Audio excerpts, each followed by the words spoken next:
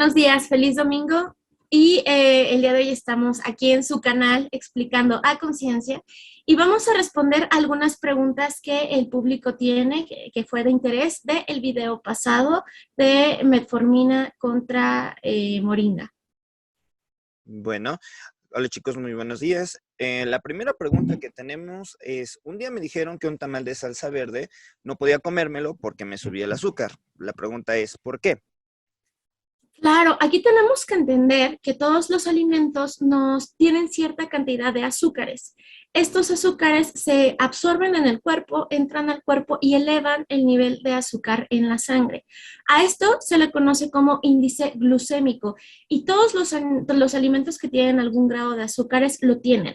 Por ejemplo, si nos ponemos a pensar un poco en el procesamiento de los tamales están hechos con masa de maíz en su mayoría y pues el maíz es un alimento muy rico en azúcares. Hay distintos tipos de azúcares, de hecho me costaría mucho trabajo pensar en alimentos que tengan baja concentración de azúcar, quizás solamente las verduras, pero en general todo lo que lleva masa, maíz, trigo y harinas tiene un aporte de azúcares bastante alto.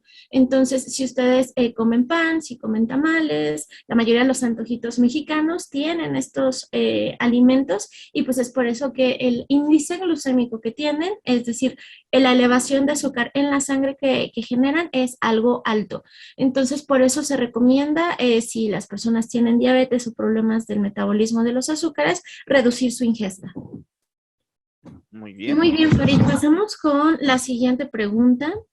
La siguiente pregunta dice, yo he tomado metformina y no veo el cambio de peso, además que hago ejercicio. ¿Cuál es la razón por la que no bajo? Bueno, lo primero que hay que recordar es que son tres ejes los que hay que trabajar cuando hay diabetes. El primero siempre va a ser la dieta, el segundo es el ejercicio y el tercero pues es el apego a la medicación. Si uno de los tres ejes no está funcionando de forma adecuada, normalmente siempre basamos nuestros tratamientos en dos pilares fundamentales, que es la dieta y el ejercicio. Si nosotros hacemos ejercicio y no guardamos la dieta, entonces nuestro cuerpo lo que hace es tratar de almacenar lo más que puede, debido a que, bueno, pues el alto consumo de, en este caso, carbohidratos o azúcares, pues bueno, genera mucha grasa en el cuerpo y esto evita que nosotros podamos realmente ver un resultado adecuado. En otros casos también hay que conservar la idea de que el medicamento solo es un, pues vamos a decirlo así, un pilar que nos ayuda a limpiar la sangre de todo lo que nosotros podemos ingresar, pero no podemos hacerlo todo el tiempo. Necesitamos también colaborar con el medicamento para que entonces esto sea mucho más efectivo y sea mucho mejor. Bien, bueno, tenemos la siguiente pregunta y dice, ¿por qué la metformina me causa náuseas y diarrea? Ok, aquí tenemos que mantener en cuenta que muchos medicamentos tienen muchos efectos adversos o reacciones adversas, que esto varía mucho de individuo a individuo. Algunas personas no tienen náuseas, algunas personas no tienen diarrea y otros lo desarrollan. En general, la metformina tiende a causar, sobre todo sobre las primeras semanas de uso, alteraciones gastrointestinales. Y estas alteraciones gastrointestinales son lo que modifican, o bueno, lo que generan diarrea y náuseas. Pero yo le invitaría a que no desista del tratamiento. La mayoría de estos síntomas solamente duran el lapso de unas 4 a 6 semanas y después de eso se eliminan. A final de cuentas, la metformina es un muy buen medicamento para poder controlar los niveles de azúcar y es de los que generan menos efectos adversos y menos bajas en los niveles de azúcar. Entonces, si la diarrea, si usted ya tuvo un tratamiento por más de 6 semanas y la náusea y la diarrea no mejoran, entonces sí tendría que platicarlo con el médico para que le pueda hacer un cambio en el tratamiento inicial. Bien. La siguiente pregunta es, yo tomo glibenclamida y metformina desde hace 5 años. Mi doctora dice que si llego a 200 está bien, que mientras no suba más, todo va a estar bien. ¿Es verdad? Bueno, aquí hay que aclarar dos cosas. Recordemos que la diabetes es una enfermedad que dura muchos años, prácticamente es para el resto de la vida. Y segundo, También hay que entender que nosotros tenemos que buscar metas para controlar la cantidad de azúcar. Por lo tanto, cuando nosotros ubicamos las metas, siempre tenemos que valorar que nuestro paciente sea capaz de llegar a ellas. Y entonces sí va a estar bien siempre y cuando mantenga las condiciones necesarias para que esto no le afecte más allá. A veces tratamos que en la consulta pues, tengan un nivel de azúcar menor a 200, que sería lo ideal, ¿sale? Sin embargo, a veces es un poco difícil, pero lo más importante es que mantenga siempre su tratamiento de forma adecuada, que acuda a sus consultas también puntualmente, y lo más importante es que siempre, siempre, siempre le dedique mucho, mucho tiempo, ¿sale? A sentirse bien, que eso es lo más importante. ¿Y cómo se va a sentir bien? Nuevamente regresamos al punto, con su dieta y ejercicio, y va a estar bien. Bueno, la siguiente pregunta, ¿qué tan cierto es que los pies se deforman con la diabetes? Pues existen algunos procesos degenerativos que se asocian a la diabetes que podrían generar cambios en las articulaciones. Me llama mucho la atención esta pregunta y de hecho la persona que nos las hizo me gustaría que nos contactara para que pudiéramos explicarle un poco más sobre cuáles son los tipos de deformaciones que esa persona conoce. Hay una comorbilidad, es una consecuencia de la diabetes que ya lleva muchos años, que se llama pie diabético. Y el pie diabético normalmente es un problema porque los pies son zonas en donde las personas pues tendemos a pegarnos con bastante facilidad, nos cortamos las uñas y nos podemos lastimar. Entonces, los pies podríamos decir que están en constante roce con el calzado, los calcetines, el piso y son muy propensos a dañarse o a lesionarse. Y desafortunadamente los pies de algunos pacientes que tienen diabetes de larga evolución, estas lesiones no solamente se quedan ahí, sino que crecen, se pueden agravar porque cursan con problemas para la cicatrización. Entonces, he tenido algunos pacientes que sus pies se puede parecer que están deformados porque se ven hinchados y además ulcerados.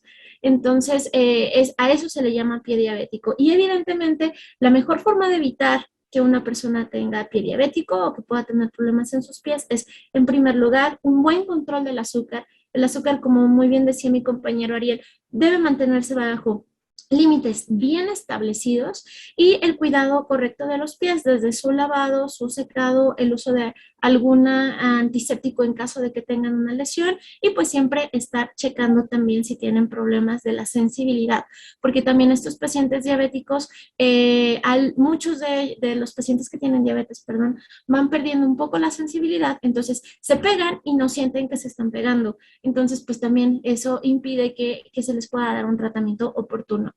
Entonces, hay que tener mucho cuidado con el pie diabético. Muy Muy bien. bien. La siguiente pregunta es, ¿por qué los pies se ponen negros con la diabetes? Ok, y esa también es una pregunta interesante porque la mayoría de las personas tiene como ciertos conceptos, a veces se asustan mucho precisamente cuando sucede esto. Y esto es importante porque es una consecuencia que ya suele ser con datos de gravedad. Siempre hay que procurar mucho, mucho, mucho, mucho el cuidado de los pies.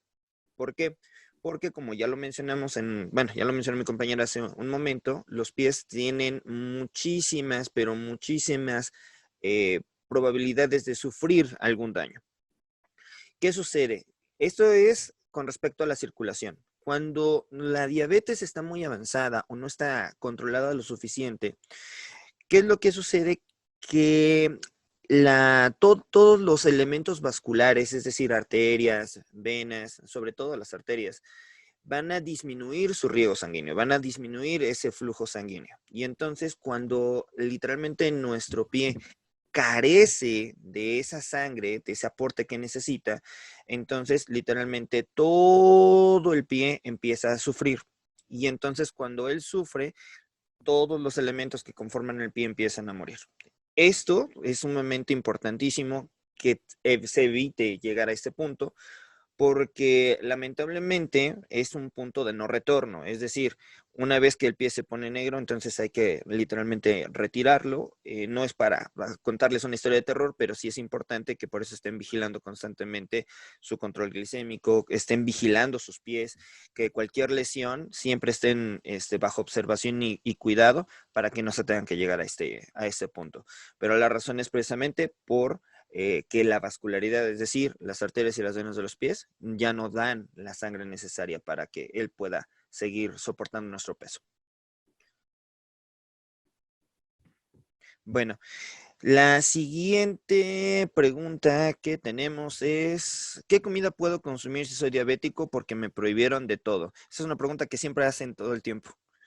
Sí, y sabes que noto en la misma forma de la pregunta, en la misma formulación de la pregunta, un poquito de desesperación, ¿no? De Sí. no, me quitaron todo, ¿qué voy a comer?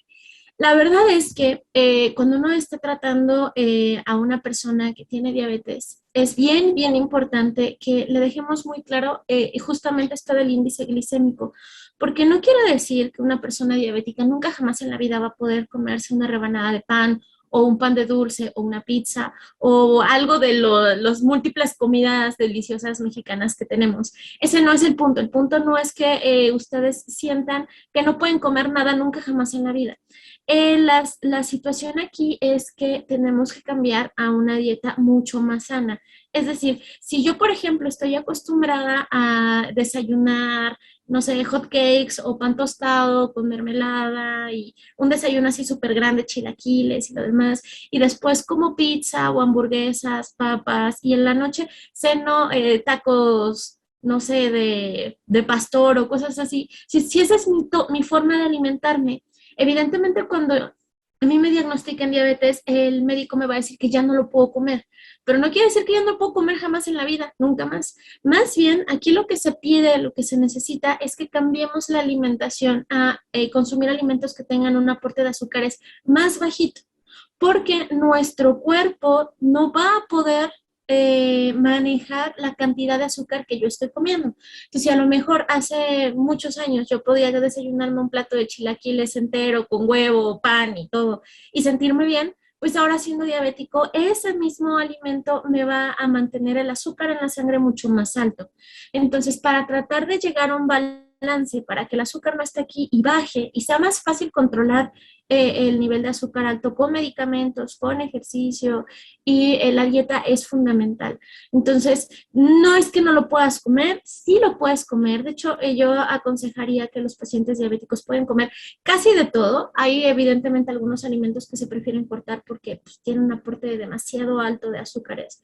Por ejemplo, los refrescos. Un paciente diabético definitivamente no debería de consumir refresco que tenga pues un componente alto de azúcar, ni siquiera aquellos que tienen una edulcorantes, a menos que sea muy necesario, por ejemplo, una adicción al azúcar, entonces podría manipularse, pero en general no es que no lo pueda comer nunca jamás, sino solamente voy a tratar de mantener una dieta lo más, con un aporte de azúcares lo más bajo posible y solamente en algún antojillo, entonces en ese momento me lo puedo comer. El problema es cuando tenemos antojos todo el tiempo, ¿no? Cuando todo el tiempo todos los días se me antojan los chilaquiles y todo el día se me antoja el refresco, porque pues entonces sí voy a sentir que es muy restrictivo el cambiar mi alimentación. Para eso también les sugiero que se acerquen con una persona que les pueda no solamente quitar cosas, sino decirles cuánto de cada cosa se pueden comer. Tengo pacientes que tienen diabetes que pueden comerse 5 o 6 tortillas al día y eso está todavía dentro de su plan alimenticio. Y el nutriólogo que está llevándoles el plan les dice, si quieres hoy comerte un pedazo de pan, te puedes comer un tercio de bolillo, te puedes y evitas, no sé, un par de tortillas. Entonces, el punto no es no puedo comer de nada, el punto es hay ciertos alimentos que son mejor que consumas, hay otros que puedes consumir pero en pocas cantidades y hay otros que se prefieren no consumir y ustedes tomen la decisión de qué alimentos van a consumir en ese momento de acuerdo a sus necesidades. Evidentemente nunca será como si quieres un pedazo de pizza, cómete la pizza completa, ¿no? si quieres un vasito de refresco, tómate la coca de 2,5 litros, porque eso el cuerpo no lo va a poder manejar, no lo va a poder manipular, pero sí al menos para quitarnos en algún momento el deseo no sé, de tener el sabor de los alimentos, entonces eso sí se puede hacer. Así que acérquense por favor con un especialista, un nutriólogo, un médico especialista en el área de la nutrición, que les pueda decir qué es lo que se prefiere que ustedes coman y en qué cantidades se lo deben de comer, para que no sientan que les están quitando todo. Bueno, muchas gracias. Muy bien, la siguiente pregunta es, ¿por qué se hace el hígado graso en la diabetes? Esta es una pregunta un poquito difícil de responder porque requiere como muchas cosas, pero de manera resumida, cuando nosotros estamos consumiendo grandes cantidades de azúcar, al final el cuerpo lo va a tratar de almacenar de algún modo y no hay mejor manera de almacenarlo que la grasa, para hacerlo de la forma más fácil y sintética posible. El detalle es que existen órganos, ¿sale? Que les gusta muchísimo almacenar pues precisamente estas grasas. Y el hígado es uno de los órganos que más le fascina hacer esto, o sea, le encanta almacenar precisamente la situación de glucosa. La almacena de una manera, pero cuando es demasiada, entonces la almacena ahora en modo de grasa. Entonces aquí el detalle, para mencionarlo de forma muy concreta, es que cuando tenemos mucho azúcar, ese azúcar se transforma en grasa y busca la manera de acoplarse en cualquier lado. Entonces, independientemente de que si se nos causa el gordito en la panza o por ejemplo que tenemos cachetes, no, o sea, realmente se va a muchas partes del cuerpo. Entonces, entre ellos, pues es el hígado. Entonces, el enemigo del hígado son dos cosas, el alcohol y la grasa precisamente. Entonces, es una situación muy importante. Y aquí lo que les recomiendo es siempre busquen el control, ¿sale? Y el equilibrio. Más que nada equilibrio. Yo creo que la palabra adecuada es equilibrio. ¿Equilibrio en qué? En sus alimentos. Equilibrio en la manera en cómo están consumiendo. Porque también no comer conlleva a generar todavía aún más grasa y esto no nos conviene. Entonces no vayan a pensar que es no comer, ¿ok? Siempre mantengan el equilibrio en este sentido. Bien, una pregunta. Esta pregunta fue interesante porque me preguntan si hay trasplante de páncreas. Entonces, Sí, sí, y la verdad es que es una pregunta porque te habla solo del trasfondo, ¿no? De lo que la persona que preguntó le interesa saber. Aquí es bien interesante. Hay trasplante de páncreas, como tal el trasplante de páncreas, así la pieza entera que se lo quitan a una persona y te la ponen a ti, no es que no exista, pero aún hay cosas experimentales que se hacen en ciertos casos. Lo que sí existe y lo que ha tenido un boom muy importante últimamente es en las células, unas células precursoras pancreáticas que se está tratando de, pues, proveerles nuevamente más tejido pancreático a algunas personas. Esto, sobre todo, parece ser muy, muy bueno a futuro para las personas que tienen diabetes mellitus, pero tipo 1, porque la tipo 1 es la que tiene, es un proceso autoinmune, es decir, el cuerpo ataca al propio páncreas y podríamos decir que lo mata, lo deshace. En el páncreas hay unas células que se especializan en producir insulina, entonces el propio cuerpo ataca a esas células y pues entonces no hay quien produzca insulina en el cuerpo. Entonces, este tipo de trasplantes de tejido pancreático, que de hecho se está haciendo a través de ingeniería biomédica, inclusive no es de una persona, por ejemplo, un cadáver, que se le saquen las células y le metan a otro, muchos ya son cultivos celulares que se les pueden poner a estas personas. Entonces, en las personas que tienen diabetes mellitus tipo 1, parece ser una muy buena herramienta actual y en el futuro, porque de no producir insulina, ellos se tienen que inyectar insulina desde que son pequeños, pues ya van a poder producir cierta cantidad de insulina. Para la diabetes mellitus tipo 2, el efecto no es el mismo. ¿Por qué? Porque las personas que tienen diabetes mellitus tipo 2 sí producen insulina, sí producen cierto grado de insulina. Llega el momento en el que el páncreas se agota y deja de producirla, pero aquí el mecanismo no es que la insulina no esté siendo producida. Aquí el mecanismo importante es que la insulina no puede hacer el efecto en los órganos, en los tejidos. Y pues esto es porque en el video les explicamos que existe algo que se llama resistencia a la insulina y eso es que la insulina llega a la célula, que la tiene que estimular para que se abran sus puertas y entre el azúcar y no puede hacerlo. La insulina llega, se queda pegada a la célula, pero la célula no responde. Entonces, aquí el mecanismo es distinto. Y pues habría que tener también mucho cuidado en eso, porque la insulina no es la forma de cura para la diabetes mellitus tipo 2. Eso es algo que me gustaría aclarar. Ujú. Sí, de hecho, aquí como pequeño comentario extra, muchos piensan que de repente cuando ya se les está poniendo insulina es un índice de gravedad. Yo les digo, no, la gravedad no se puede medir con el tipo de medicamento que están recibiendo, porque la insulina no es un medicamento más fuerte, sino es más necesario bajo ciertas circunstancias. Pero no vayan a pensar que porque necesitan insulina significa que ya están graves y ya les está pasando, o sea, no, no, no, no, no. Es adecuar al tipo de tratamiento y al tipo de paciente que tenemos, y eso es importante también. Entiéndase que no es gravedad el índice de decir que ya necesitan insulina, no. Es algo necesario para ustedes y que les va a ayudar a ser mejor, ¿ok? Que eso es muy importante. Aquí nada más en ese pequeño detallito a puntualizar. Claro, sí, totalmente de acuerdo contigo. De hecho, en otros países, por ejemplo en Italia, la insulina es de los primeros esquemas de tratamiento, antes que la metformina, la glibenclamida. En algunas condiciones se prefiere dar insulina para ver qué tanto se controla, y pues, pero obviamente eso se adecua de acuerdo a la población. Por ejemplo, los mexicanos no tenemos el mismo comportamiento que los gringos o que los ingleses o que los italianos, entonces se trata de adecuar el tratamiento a las características de nuestra población. Y la última pregunta, dicen que hay una operación que te cortan el estómago y que con eso se cura la diabetes. Esa pregunta es genial. ¿Es verdad? Sí, es genial esa pregunta. Yo creo que a lo mejor esa vez me la han preguntado como 2 o 3 veces y les digo, a ver, bueno, vamos a aclarar dos cosas. Primero, cuando les dicen que les recortan el estómago, ¿sale? Este es un procedimiento quirúrgico bajo ciertas circunstancias, ¿sale? Y no crean que es como para todo. Normalmente cuando se hacen estos procedimientos quirúrgicos es porque algo más anda mal con el estómago y no precisamente es como de elección para poder decir que con eso se cura la diabetes, ¿sale? Punto número dos.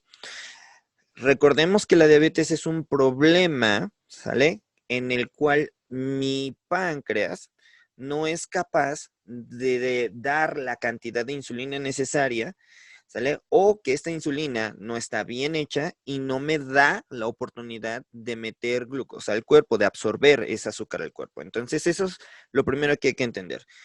Ahora, de donde sacaron el video, me parece que es un video no me acuerdo qué exactamente qué país, me parece que era bueno, algún país de Latinoamérica, en ese momento no me llega la mente, pero es un video, sí, realmente que lo sacaron. Les digo, bueno, al consumir menor cantidad, sale de alimento, ya que pues les recortan una pequeña parte, porque de hecho ni siquiera se los pueden quitar todo, porque moriríamos sin estómago realmente.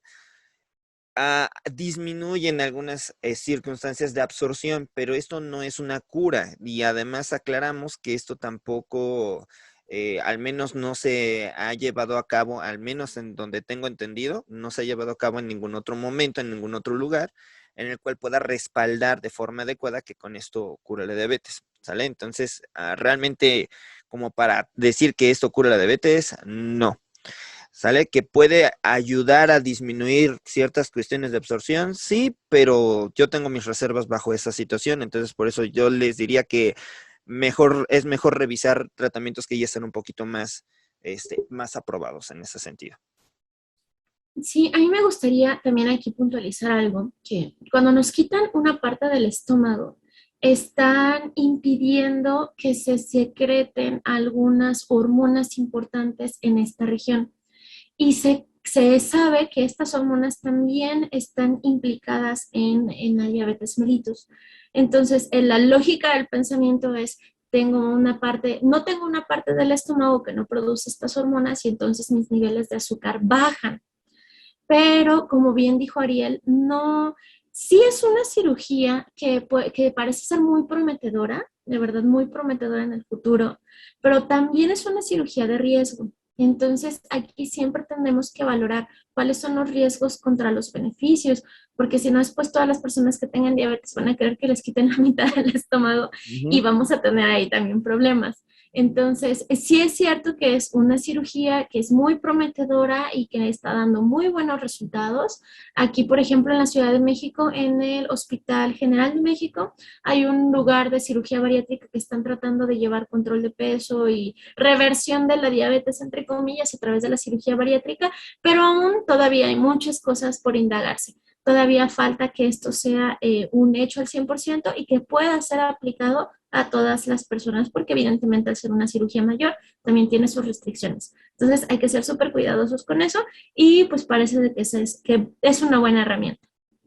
Ok, tenemos una pregunta más. Esa fue la última, que dice, es que a un familiar, un doctor le dijo que estaba prediabético y una profesora en clase comentó que ya no se usaba ese término. Entonces, ¿cómo funciona ahí?